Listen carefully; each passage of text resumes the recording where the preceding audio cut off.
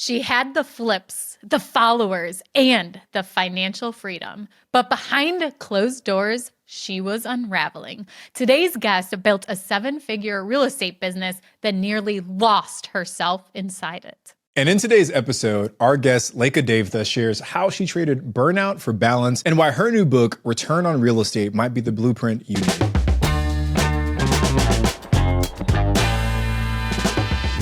Well, obviously, Tony can't match my drama, but this is the Real Estate Rookie Podcast, and I'm Ashley Kerr. And I'm Tony J. Robinson with no drama in my name. But let's give a big warm welcome to Leka.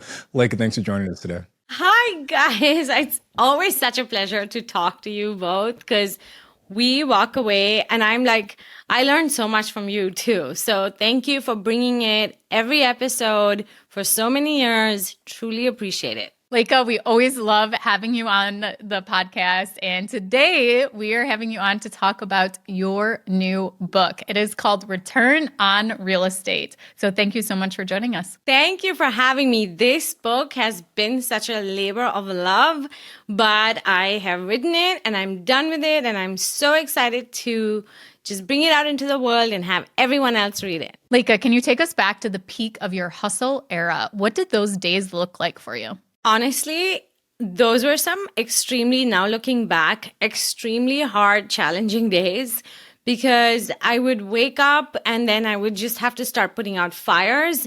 And then my day continued that way till I went to bed. And so there was no rhyme, no reason, no calendar. It was just like, go, go, go.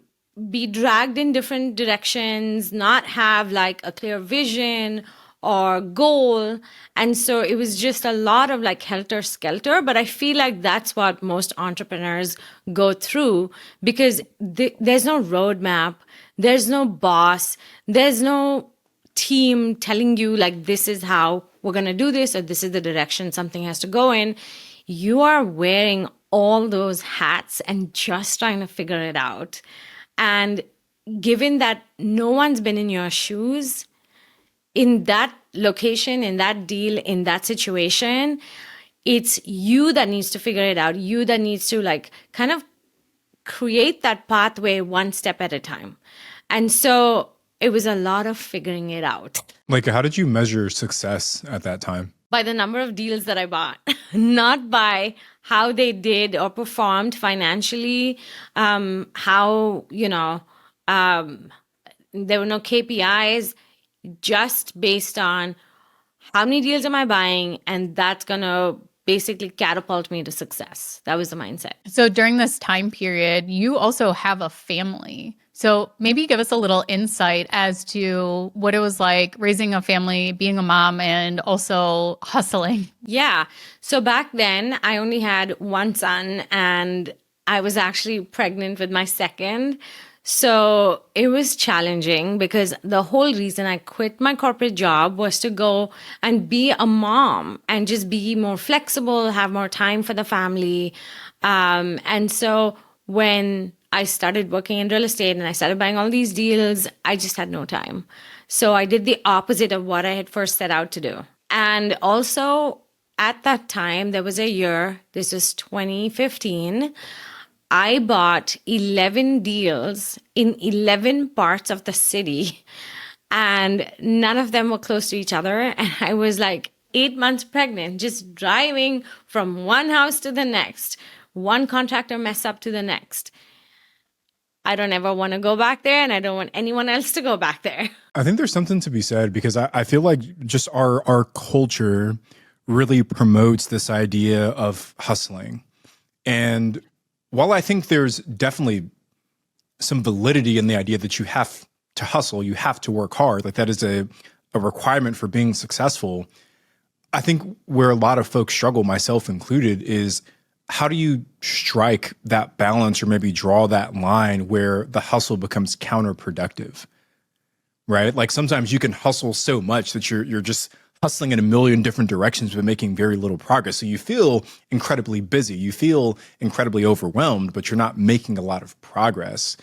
Was there a moment for you, Leka, where you maybe realized that you had gotten to that point? Yeah, I honestly truly believe that the hustle needs to be there.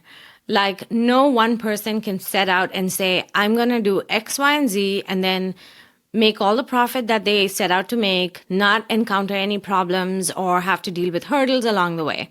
So if you don't put in that hustle and have that experience on all the things that can actually go wrong, you don't know how to make that right for years to come. So I think people have to put in that hustle, learn for themselves what works for them, what doesn't work for them, and how they deal with adversity when it shows up. Because I started with a class of 200 investors here in Seattle.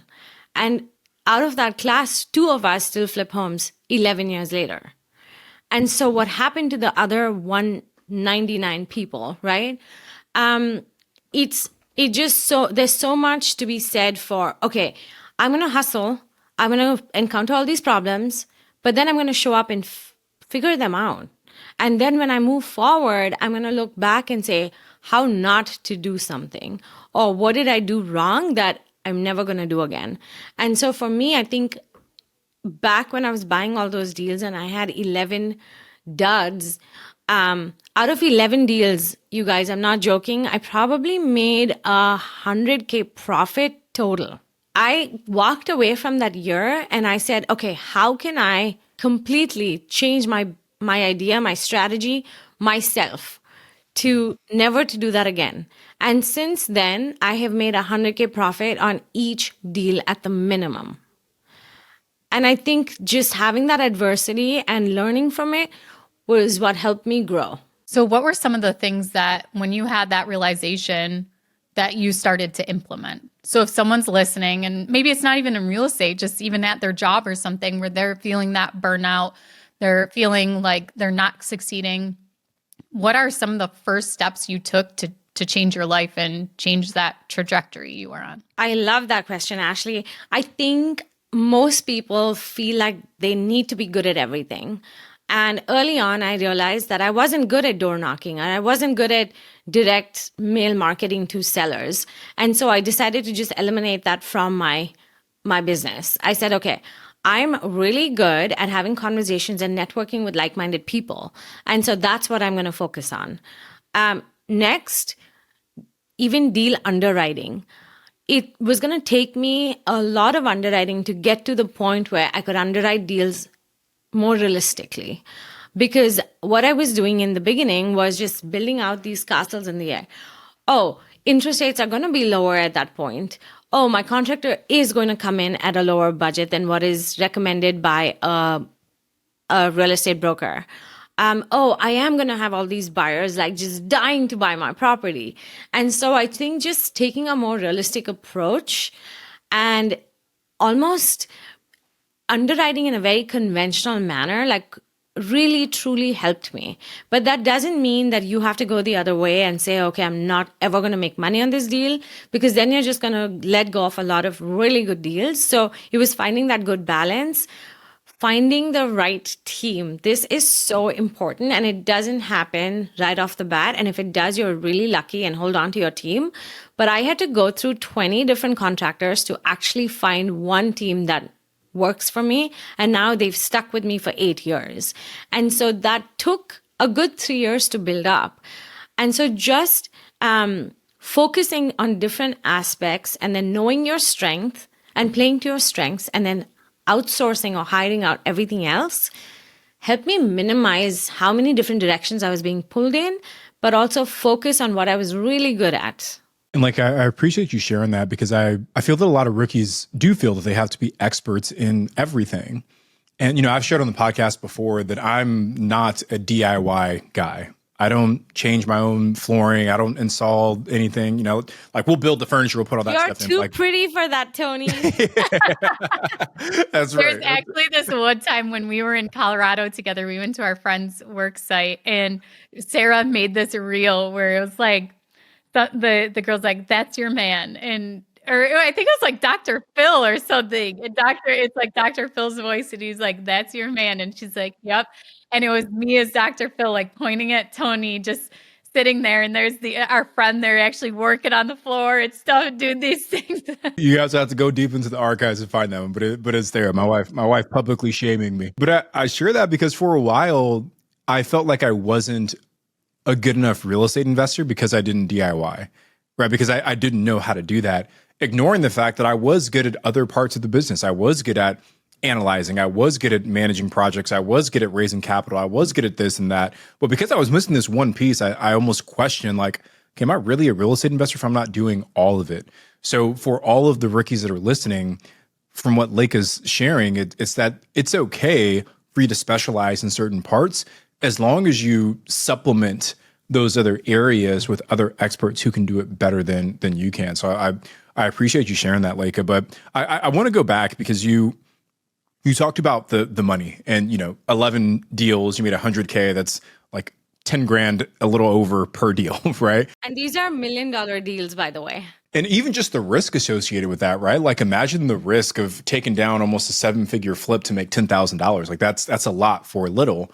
But I guess you mentioned that even when you started making more money, you were still feeling behind. So why weren't you feeling like a success even as the money started to increase? I did feel like I was still doing a little with a lot. And so till I actually whittled it down to doing a lot with a little, I feel like I didn't feel like it was a success. Because what happened also was I got really good at flipping homes. So then I was like, I like learning curves. So let me go learn to subdivide a lot, or let me go learn to build new construction, or let me go learn to be a real estate broker. And so then you get back in that cycle of having to learn, build a team, find what you're good at, find what you're not good at, and then edit, and then repurpose, and then move forward. So I just feel like it takes a while to just find your rhythm, find what you're good at, and then continue to do that for eternity. But having said that, I can tell you this. I bought a deal just last year that is 10 years in that I would have never bought before. And I'm like, why did I do that? Because I went against my judgment. And that deal has just been so painful. And the only reason that I'm able to get it to the finish line is because of the network and the net worth and the community that I have today. But if it was a rookie that had done that deal, they would have been in a hot mess right now. So we still make those mistakes because I still take risks. And that's just who I am. I like taking risks. And I like making something out of nothing. But at least I am cushioned. So if you don't have that cushion, you're just starting out, be more cautious. So Leka has painted the picture for us of the nonstop hustle. But Leka, in your book, you point out one flip that pushed you over the edge and how this was actually the turning point for you. So tell us about that flip and what made this one different or even unbearable. Okay, so I would say going back to, at this point, I had flipped almost 40 homes. So this was flip number 39. And you would think by the time I've done 39 flips, like I know a thing or two about buying the right deal or in the right neighborhood. And that's what I thought I did. I bought a house in one of the most premium neighborhoods in Seattle, around Seattle, called Kirkland. And there was this brand new hotshot outdoor mall that was coming up down the street from where this house was. But it was a 900 square foot home. There were 2 bedrooms upstairs, and they were both like tiny, where the roof line was literally, it's not very high. And then we bought it, and there was a whole thing with my city where there was an Amazon head tax that went into place, and then people just stopped buying homes. A, they stopped buying homes, and then B, we got stuck with a really the permitting and then the inspections on this house. It was a 900 square foot house, and we did 39 inspections because the inspector was just on our case. It was awful. He kept making us redo work where we were already grandfathered in because we bought the house that way. And so it was just really a tough culmination of things. And then with the fact that people just stopped buying deals, I ended up losing 65 grand on this 900 square foot home. And at that point, I was like, oh my God, like, why me? Right? Everyone feels that way. Like, why am I buying the bad deals? It's coming out of it, I realized that I had kind of leveraged my portfolio in a way where I was doing one risky deal for every three really good deals, like home run deals. And so it was okay to make a loss because that's the cost of doing business. But again, I'm going to say this, if you're just doing that one risky deal, or if you're just banking on that one deal to get you out of, or to make you all the money you need to make in the year, a lot could go wrong because so much hinges on that one deal. And so I would say, like, when you're underwriting deals, don't over leverage.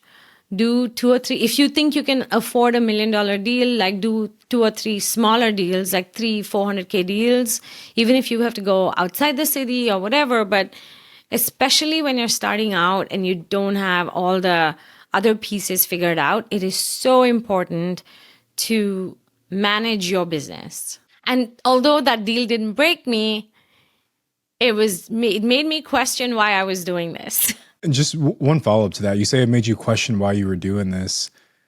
How did you come up with an answer to that? Because I think we all reach that point as real estate investors where we're like, damn, is this really what I signed up for? So what was your inner dialogue like coming out of that deal? So that night, I'm not joking, that night I was having dinner and we had ordered Chinese takeout and I got a fortune cookie. I hate fortune cookies, but I opened this because I felt like eating something sweet. And so I opened this fortune cookie and it said, "You are meant to be in real estate." Shut up. Stop it. I am not even joking. Like, if you go down on my Instagram, like somewhere in 2017, I posted this photo of my fortune cookie and I was like, what? I still feel like hot flashes thinking about it because I'm like, what in the world? Like, it was like a sign from God saying you have to be doing what you're doing because at some point you're going to get over the hurdle, right? Okay, me and Tony are going to be together tomorrow night. Tony, we're ordering Chinese food and we're going to open those fortune cookies and see what they say. That must have been like the local realtor who's trying to like promote their business through the fortune Yeah, cookies. what's it on the back and the other side? Is it That's a crazy one. That's actually a great marketing idea. They're inside the fortune cookies, right? Yeah. I should get like, oh my gosh, I'm listing my flip next week. I should just take the address and put it in every fortune cookie possible and be like, you need to go buy this house. You need to go buy this house. Or just offer them if you do an open house. So when people crack it, be like, where you are is where you were meant to be or something, like not directly saying buy this house, but like that is incredible. Like whatever the street number is, if it's like 382 or whatever, be like 382 is your lucky number. So you get this sign from the universe, Leka, that you should continue to do this. But I guess what at that moment, what did that deal teach you about identity as a real estate investor and what you wanted out of it? I think I had accomplished quite a bit by then. I had already done 39 deals. And I was like, okay, if I can just continue to go forward and not look back and instead just be positive about this, don't be doom and gloom and just, think about all the good things that can come out of this and my experience thus far, then it doesn't matter if one deal is a dud, I can still continue to do this. And now looking back, I have done 60 plus deals. After that, I have sold millions of, almost $100 million of real estate since that year. And I've been on a TV show. I just launched the book. Like, all those things could not have been possible if I had quit back then. I think those that like, I definitely have those moments too, where I'm like calling home and saying, list it all. We're selling it all. I'm done. Like I just think like, oh God, wouldn't that be so nice just selling it all? But then I think of the actual work that you have to actually go through to sell a house, like coordinate with the tenants, get it listed for sale, deal with the showings, like all of that. And it's like, never mind. I'll just keep doing what I'm doing. I'm a pretty lazy investor. But Leka, along this way, you did kind of mention some of your mindset shifts that came in. So you talked about maybe what were those changes when you had that mindset shift to really be your return to intention? As an investor, even as an entrepreneur, I think you have to constantly talk yourself off the ledge, but you also have to constantly talk yourself to just jump off the ledge and then open your parachute on the way down. So it's been like, I talk to myself all the time. I'm like, okay, this is fine. Like, this went wrong, but this is what I did to overcome that. The other mindset I would say is so important is that you have to crush all obstacles and just keep moving forward. It has to be one day at a time. Yes, today is a bad day. I have to deal with all of this stuff that's going on, but tomorrow is a new day, right? And so the more hurdles you can solve each day, you're going to get to that bright sun. Like, if you think about it, the last 3 years from 22 to 25 has been the worst since I started in this business. Interest rates have been high. Buyers have vanished. So any house you put on the market, you have to list right under the actual selling price that you want. You want to be super conservative on your rehabs. You can't go and shine up the house like I typically do and spend $150K over my rehab budget. Like, everything has to be so measured and so perfect. And then find the right sellers to work with, find the right buyers to work with, buy the right deals. Like, there's so much that has gone on the last 3 years that has kind of switched again how I run my business. And so you just have to you have to be flexible. Don't be over leveraged. Make sure you have enough capital or ways to raise that capital. And then build a community. I cannot even insist more. Like, I appreciate you sharing that. And we're actually bringing on James Daynard and Thatch Wynn, two of the probably most experienced real estate investors that I know, to specifically talk about investing through the ups and downs and the different cycles, because they've seen plenty in their experience. But I think what you just said, hey, the last couple of years have been some of the hardest in real estate ever. The people who make it through this will be so much better on the other side. And the people who start in this are going to be, I think, even better than the people who were around in the years prior to. It's almost like, think about the people who grew up during the Great Depression.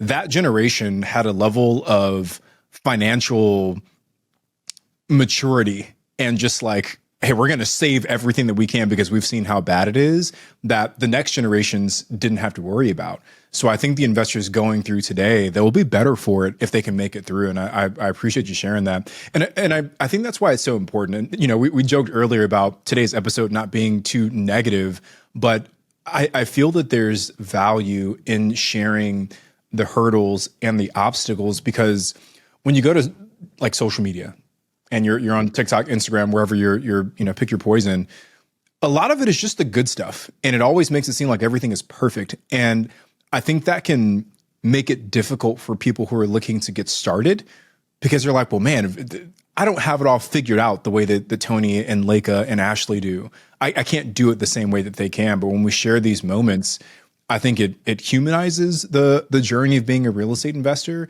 And it shows that even the three of us, with whatever level of success that we've had, we're still figuring it out for ourselves as well. That's why Tony and I will do our goal setting for the year or whatever. And every year, I know when we do the end of the year, where did you end up? My thing is completely different than what I set my goal on, because it's not shiny object syndrome, is that I am so conservative with my investing, so conservative. And I have not scaled or grown as much as other investors that I know, because I am so risk adverse and so conservative. And for a long time, that was very hard for me, as I'm not growing and scaling enough. I need to be doing more. I need to be doing more. But I also haven't had a terrible deal either. So there are benefits to not scaling and growing, or, trying to do too much at once. And even if you don't get to that point of, all these units, all these deals, there is still I want to say a benefit to building a slow and steady portfolio. And it took me a really long time to realize that. is that you don't always have to be the fastest. You don't always have to do the most deals or have the most properties. Like, you can be successful. And I had the same feeling as you. Like, I'm doing everything, I'm making money, but I don't feel like I'm successful yet. And you have to really define within yourself what you think success means to you to really figure that out. All right, so you've shared how burnout forced you to redefine everything, but now let's step into today. So how do you run your flipping business differently today than you did on, Flip 39 or those other earlier deals that were maybe giving you some issues? Yeah, I think today I just want to focus on what brings me joy. And so if it's doing a flip and that brings me joy, then that's what I want to do. If it's working with a certain investor and they bring me joy and they inspire me to be a better broker or a better investor, then that's what I want to do. I don't want to do I'm not crazy about the learning curves anymore. I've done it. I've been there. I've seen it all. So I'm like, okay, even when I raised capital before, I was like, oh my gosh, I just need money for this deal. Today, I'm more intentional about, I don't want to work with that investor, so I'm not going to raise money there. Or I actually really like this one individual and I want to see them grow. And so that's whose money I'm going to take. So it's more of a holistic approach, I think. I also, to both of your points, I think a lot of people they throw so much weight on what other people are doing on social media.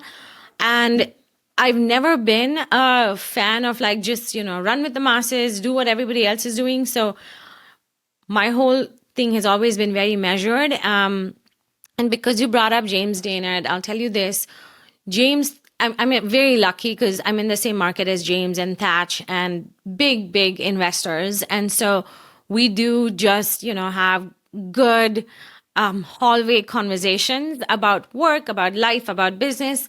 And one thing that James and I always talk about is your social media, yes, will drive you a following, but it's not going to drive you to money.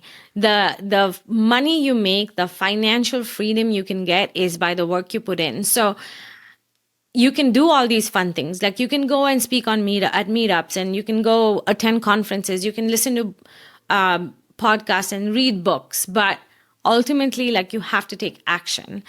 And we have a lot of friends that are doing all these other things, but not really taking much action, which means that they're not financially, they're still struggling. And so for us, I think it's always been about, okay, we have to put in the work. So go underwrite the deals, still learn about the market, go find those deals, buy from amazing wholesalers that just know how to get the right properties under contract, and then run your crews so that you're not burning them out and they have your back, right? And then ultimately, all of that is what leads to a paycheck. So just imagine all the things you have to go through to get a paycheck. So while, the social media is great for raising capital and all of that, I think that'll all come as a byproduct to the actual experience that you have. So, Leka, how has your relationship with money changed since really leaving the hustle? How are you, measuring wealth now? Is it in terms of freedom or is it still the profit? Yeah, I think it's the time freedom. I just came back from a 60-day trip around the world, and I was able to do that because I have good systems in place. I set up my business in a way that I can work from anywhere. While I was gone, I was able to sell 4 properties to 2 of my investors, get one of my buyers into their forever home, sell 2 of my flips. And I can do that because of all my systems that are in place. At the same time, don't get me wrong, you do need money. Money is what moves the world, and you need money. I need money to put my kids through private school. I need money to pay all my mortgages my tenants are not paying right now. So you do need the capital, but I feel like has to be a byproduct of you doing everything you love. But before, and then when you get so dependent and so over leveraged that you have to make a paycheck, that's when you start making the wrong when you start doing the wrong things, like just raising capital for the sake of raising capital, not really having an exit to how you're going to pay your lenders back, or not being able to pay your monthly debt, or like, you just don't want to be in that position where you can't dig yourself out of it. The more desperate you are, the more miserable you will be. Like that will be the outcome, is because you will partner with anybody, you will take anybody's money, you will do any job, and you will be more miserable because you aren't aligning yourself with what matters. And Leka, your whole point of being able to choose who you partner with, that is part of your wealth creation. And yeah, at first you may have to be desperate as to, who you partner with and, different jobs you take and stuff. It may not be the ideal situation,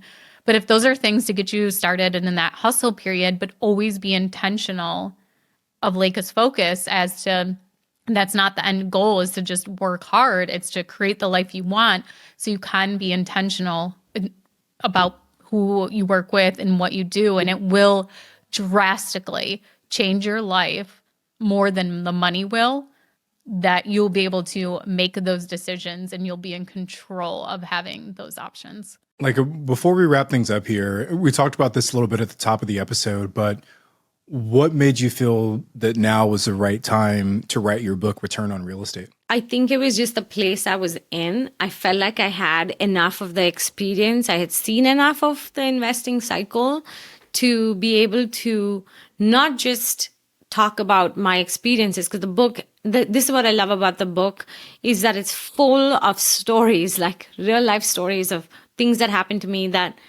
truly are unbelievable. So it was just really nice to write about those, but also marrying that with truly technical ways and steps you can take to accomplish something.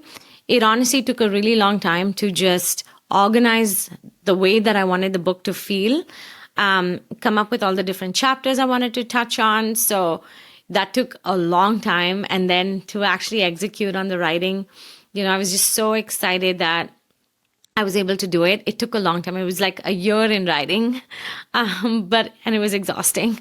But I just really enjoyed the way that the book turned out. And I really hope that it helps a lot of people, because if I can do it, I swear anyone else can do it. So that's what I wanted to show through the book, is go get them.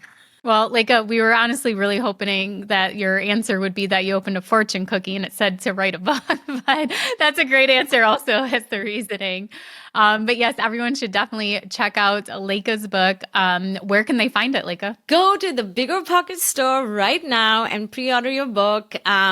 You can also go on Amazon. If you do go on Amazon, please don't forget to leave me a review. The only way you can is if you buy a book through Amazon.